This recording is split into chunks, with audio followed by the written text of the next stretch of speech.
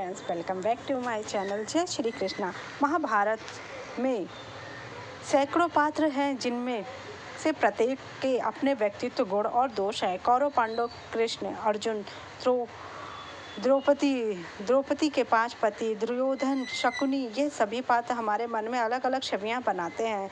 इनमें कर्ण एक ऐसा पात्र जिसके जन्म से लेकर मृत्यु तक की घटना अनूठी है। आइए जानते हैं महाभारत युद्ध के बाद फिर क्यों जिंदा हो गए थे कर्ण। चलिए जानते हैं। महाभारत रोचक कथाओं का अनूठा भंडार है। यहाँ आश्चर्यजनक अनोखी घटनाओं का पिटारा है। रोचक कहानियाँ, ज्ञान और जीवन के विभिन्न पहलुओं पर गहन चर्चा का एक विशाल सागर है। यह सिर्फ एक बुद्धि का वृत्तांत नहीं है, बल्कि इसमें मानव मन की गहराइयों में उतरने वाली कई ऐसी कहानियाँ समाही हैं। ऐसी एक कहानी कर्ण और महाभारत शूरवीरों के जिंदा होने से जुड़ी। यह सुनकर ही लगता है कि यह असंभव बात है, लेकिन यह सच है। चलिए जानते हैं। महाभारत के भीषण युद्ध में पांडवों की जीत तो हुई थी और कौरव हार गए थे और मर भी गए सब। युद्ध समाप्त होने के बाद धृतराष्ट्र, विदुर, कुंती, गांधारी और संजय एक वन में आश्रम बनाकर रहने लगे थे। समय के साथ विदुर जी की भी मृत्यु हो गई। एक दिन महर्षि वेदव्यास उनके आश्रम आए। तब गांधारी ने वेदव्यास से अपने मृत पिता और कुंती ने कर्ण को देखने की इच्छा प्रकट की। मैं आपको बता दूं कि कर्ण कुंती और भगवान सूर्यदेव का पुत्र है। जब माता कुंती वेदव्यास जी की दुर्वासा ऋषि की सेवा कर रही थी, दुर्वासा ऋषि ने उन्हें वरदान दिया था कि वो जिस देव से चाहे पुत्र प्राप्त कर सकती हैं।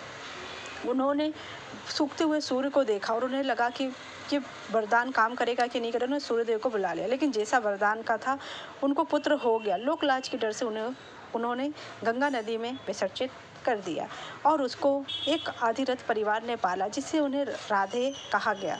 कहते हैं यह घटना महाभारत युद्ध के समाप्त होने के 15 साल बाद हुई थी, जब वो सब जिंदा हुए थे। वेदव्यास, गांधारी, कुंती, धृतराष्ट्र और संजय को लेकर गंगा तट पर एकत्रित हुए। फिर वेदव्यास जी ने अपने योग बल से रात में आवाहन पर सभी मृत योद्धाओं को प्रकट अवतरित किया। कर्ण महाभारत के महान योद्धा थे। उनके बिना महाभारत की कहानी अधूरी। कर्ण के वीर योद्धा होने के साथ ही महादानी भी थे। उन्होंने अपने कवच कुंडल दान किए थे। कर्ण ने कुंती को वचन दिया था कि वह अर्जुन को छोड़कर किसी अन्य पांडव को नहीं मारेंगे,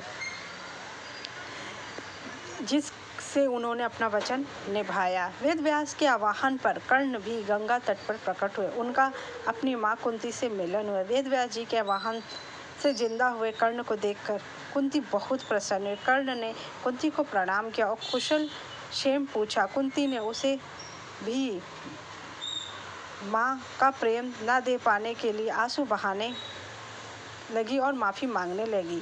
एक दूसरी कथा के अनुसार मृत्यु के बाद जब कर्ण की आत्मा धर्मलोक पहुंची तो यमराज ने उन्हें खाने के लिए बहुत सारा सोना दिया। यह देखकर कर्ण चकित हो गए और पूछे कि उन्हें भोजन की जगह सोना क्यों दिया गया है।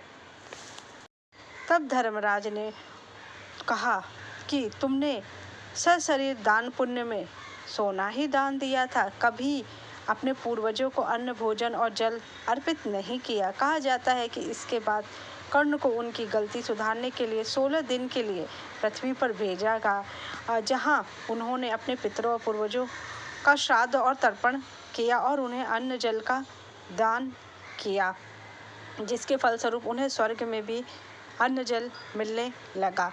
कर्ण ऐसे एक योद्धा थे जिन्होंने सब जानते हुए भी कि पांडव उनके भाई हैं, उनके साथ नहीं गए। अगर वो उनके साथ चले जाते तो शायद महाभारत युद्ध होता ही नहीं, लेकिन उन्होंने दुर्योधन का अन्न खाया था, इसलिए वो दुर्योधन का साथ नहीं छोड़ना चाहते थे। और वो ये भी जानते थे कि दुर्योधन अधर्मी है।